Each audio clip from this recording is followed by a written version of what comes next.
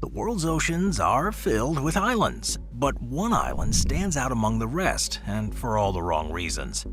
This island wasn't made by volcanic activity or the shifting of the Earth's tectonic plates. So then, is this a man-made island? Well, you could say that. This island has been growing for decades with no sign of slowing down. Today, we're going to dive into the hidden crisis of the world's largest garbage patch. The Great Pacific Garbage Patch, also known as the Pacific Trash Vortex, is one of the most infamous symbols of ocean pollution, sitting in the central North Pacific Ocean. This vast area isn't an isolated island of trash, as some might envision, but rather a dispersed region of floating debris, primarily made up of microplastics and larger chunks of waste. The patch is contained within the North Pacific Gyre, a rotating system of ocean currents that effectively traps and accumulates debris over time. But operate and their impact. Let's first dive into the mechanics and the forces behind their creation. At the heart of a gyre are three primary forces: the rotation of the Earth, wind patterns, and land masses. The Earth's rotation causes a phenomenon known as the Coriolis effect, which then influences the movement of air and water across the planet. This effect deflects moving objects to the right in the northern hemisphere and to the left in the southern hemisphere. When combined with the direction of prevailing winds, this will create the circular motion that defines a gyre. Beneath the surface of one, the movement of water is influenced by a phenomenon known as the Ekman spiral, a concept named after Swedish oceanographer Vagen Valfrid Ekman. This spiral describes how water movement changes with depth due to the combined effects of wind, the Earth's rotation, and the Coriolis effect. When the wind blows across the ocean's surface, it causes the uppermost layer of water to move at a 45-degree angle to the wind direction due to the Coriolis effect. As the depth increases, each successive formation of the North Atlantic Gyre. The Ekman spiral plays another critical role in gyre dynamics, as it helps explain why the water in the gyre circulates in such a predictable pattern. The spiral causes the water at the surface to pile up slightly towards the center of the gyre, creating a subtle doming effect. This buildup of water within the center helps reinforce that circular motion, as the water is constantly being pulled inward by gravity and outward by the rotation of the gyre. Gyres are not static. They move and shift in response to changing wind patterns and atmospheric conditions, and this dynamic nature allows them to play a vital role in the global ocean conveyor belt. Now, this is a system that circulates ocean water around the world.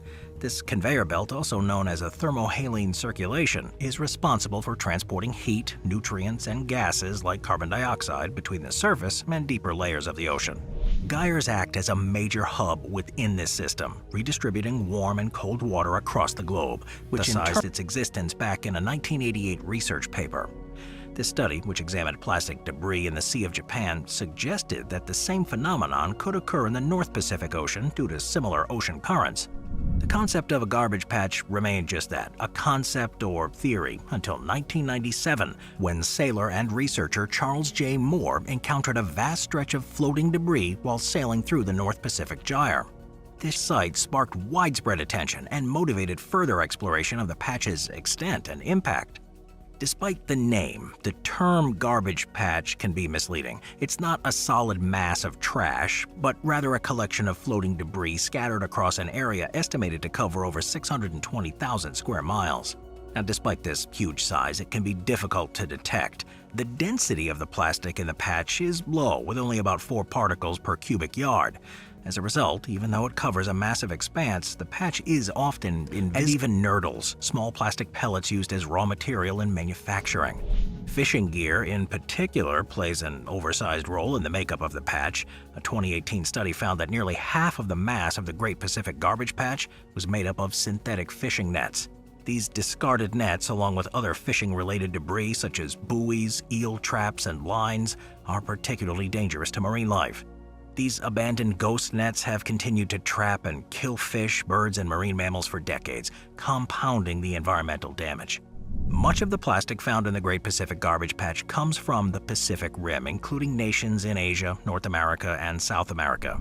As of 2015, it was estimated that 6 countries, China, Indonesia, the Philippines, Vietnam, Sri Lanka, and Thailand, were responsible for the majority of plastic entering the ocean, with China alone contributing roughly 30% of all plastic pollution. This material is carried by rivers and coastal runoff into the sea, where it is swept into. Studies do indicate that a large portion of the trash comes from countries in Asia. A 2015 study published in Science found that countries like China, Indonesia, the Philippines, Vietnam, and Thailand are significant contributors. In total, these 5 countries are estimated to dump more plastic into the ocean than all the other nations combined. However, newer data from 2022 has revealed that industrial fishing and agriculture are major contributors too. A recent open access study concluded that 75 to 86% of the plastic in the garbage patch is derived from the fishing and agricultural industries. The countries responsible for the majority of this pollution include Japan, China, South Korea, Taiwan, and the United States. These countries are heavily involved in the industrial fishing, which plays a critical role in the accumulation of plastic waste, especially in the Pacific. Plastic pollution typically begins on land, but how does it end up in the middle of the ocean? Well, rivers are one of the primary pathways, serving as a conduit that transports it towards the central region, where it accumulates into what is now known as the Great Pacific Garbage Patch. The composition, like we talked about before, is predominantly plastic, and it contains a wide array of debris, ranging from small plastic fragments to large fishing nets and buoys. In fact, plastic makes up about 99% of rigid debris found in the patch, and plastic items represent about 90% of the total mass. However, the bulk of the plastic isn't easily recognizable, as much of it consists of small, broken-down fragments of larger objects. Those fragments, often referred to as microplastics, measure less than 5 millimeters in size and are the result of plastic breaking down over time due to exposure to sunlight and salt water. Larger items in the garbage patch include things like fishing boxes, oyster spacers, and eel traps, which do originate from aquaculture activities. Additionally, plastic waste from household products too, such as bottles, containers, and packaging materials, can also be found in significant quantities here. And interesting ghost fishing, causing unnecessary death and disrupting the ecosystem. Moreover, this debris can cause further environmental damage by entangling coral reefs and other sensitive habitats, where they block sunlight and prevent essential biological processes. One of the most concerning aspects of the garbage patch is the longevity of the plastic it contains. Unlike organic materials, plastic really doesn't biodegrade. Instead, it photodegrades, meaning it breaks down into smaller and smaller pieces over time, but never completely disappears. This process can take hundreds of years depending on the type of plastic and its exposure to environmental conditions like sunlight and salt water. What are microplastics? With all this talk of microplastics, let's dive into a little bit of what they truly are so we can better understand this aquatic patch of trash. These small pieces of plastic less than half an inch in length have become a major environmental concern as a direct consequence of plastic pollution. These tiny particles are found in everyday humans. Despite their small size, the effects of these microplastics are far-reaching. Microplastics are divided into 2 main categories, primary and secondary. Primary microplastics are manufactured in their small forms, such as microbeads found in personal care products, plastic pellets used in industrial manufacturing, and fibers in synthetic textiles like nylon. These enter the environment through product use or accidental spills. Secondary microplastics, on the other hand, are created through the degradation of larger plastic items. Exposure to sunlight, wind, and wave action breaks down larger plastics into smaller particles over time. It's bad enough that these particles have helped to create the garbage patch, but they've been even found as deep as the Mariana Trench and as high as Mount Everest. They're so prevalent in our day-to-day lives that our lungs are full of them too. Now let's talk about life in the patch. You'd think that an island of trash has challenged long-held assumptions about oceanic life. In previous eras, the open ocean, known as the pelagic zones, was largely free of coastal organisms due to the scarcity of solid surfaces for them to cling to. However, the permanence of plastic in water has created a type of artificial reef where coastal species coexist with native pelagic species. A 2021 study identified more than 40 species living on 90% of the plastic debris examined, highlighting just how prevalent these new ecosystems have become. While it might seem that these coastal species are flourishing, the situation is far from ideal. The planisphere is fragile and unusual, where space is limited and competition for resources is fierce. Coastal and open ocean species are often found competing for the same space on the plastic debris, resulting in a complex and sometimes predatory relationship. For example, scientists have observed anemones, which are typically found near shorelines, preying on pelagic species such as small fish, and ingestion of these particles can cause blockages, reduce feeding efficiency, and even reproductive and neurological toxicity in marine life. For humans, consuming seafood contaminated with microplastics raises concerns about potential health risks too, though the full extent of these risks is still being studied. Scientists are, though, beginning to unravel the complexities of the Great Pacific Garbage Patch's ecosystem, but much remains uncertain. What is clear is that plastic pollution fundamentally alters the dynamics of marine habitats. Coastal species are surviving in environments that they never could have before, thanks to the longevity of plastic debris. Some studies suggest that the creation of these neopelagic communities, where coastal and open ocean species interact, could disrupt marine ecosystems. The consequences of these changes are difficult to predict, as there are still relatively new developments in the study of marine biology. But what we do know for sure is the albatross, who roam a wide range of the northern Pacific Ocean, grabbing whatever food they can. Sea turtles can easily mistake buoyant plastic bags floating on the surface for jellyfish, and then choke on those bags. But there is still hope. Efforts to clean up the Great Pacific Garbage Patch have largely fallen to non-governmental organizations. One of the most notable of these initiatives is the Ocean Cleanup Project, a nonprofit environmental engineering organization founded by the Dutch entrepreneur Boyan Slat. At just 16, Slat became determined to tackle the growing issue of ocean plastic after a scuba diving trip where he witnessed more plastic bags than fish. This personal experience led him to develop a tech-powered vision for cleaning the oceans, which has since garnered millions of dollars in donations from prominent supporters like Coldplay and the Coca-Cola Company. Slat's early vision for the ocean cleanup was based on a simple but bold idea: using floating barriers to gather plastic waste from the oceans. His initial concept was sketched on a napkin, but it's since evolved into a highly sophisticated to prevent future pollution from making it into the open ocean. So how does it work?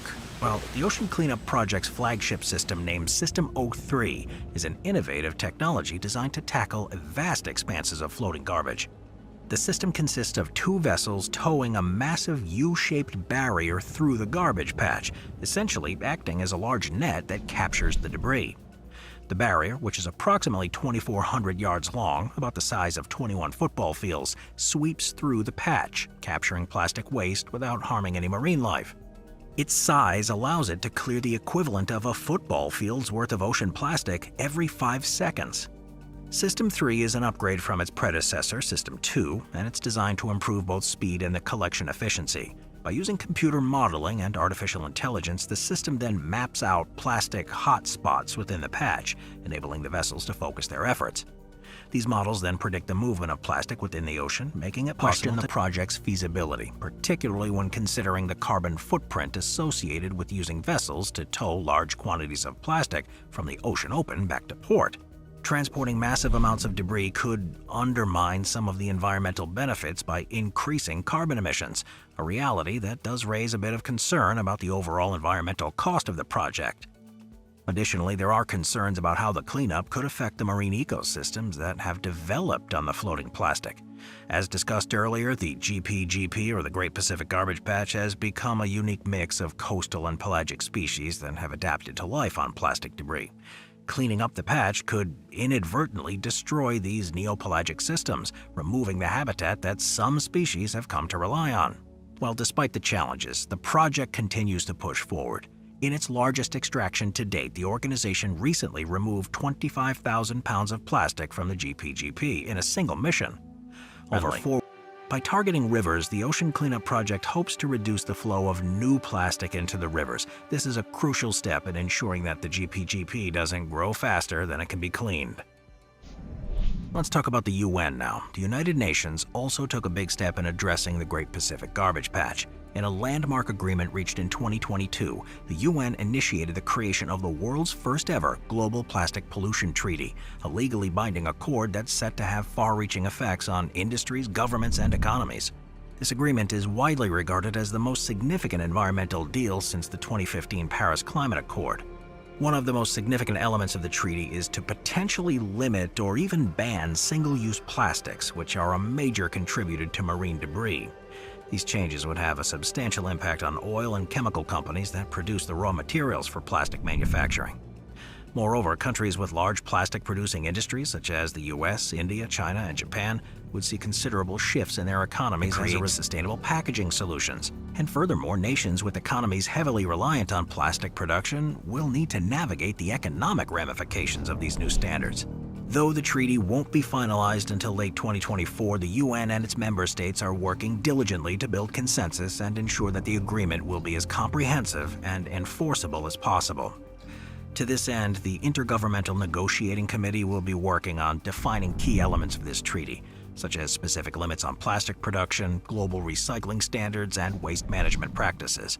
These negotiations will continue to be influenced by scientific research, economic interests, and public opinion, with the ultimate aim of crafting a treaty that's both effective and feasible.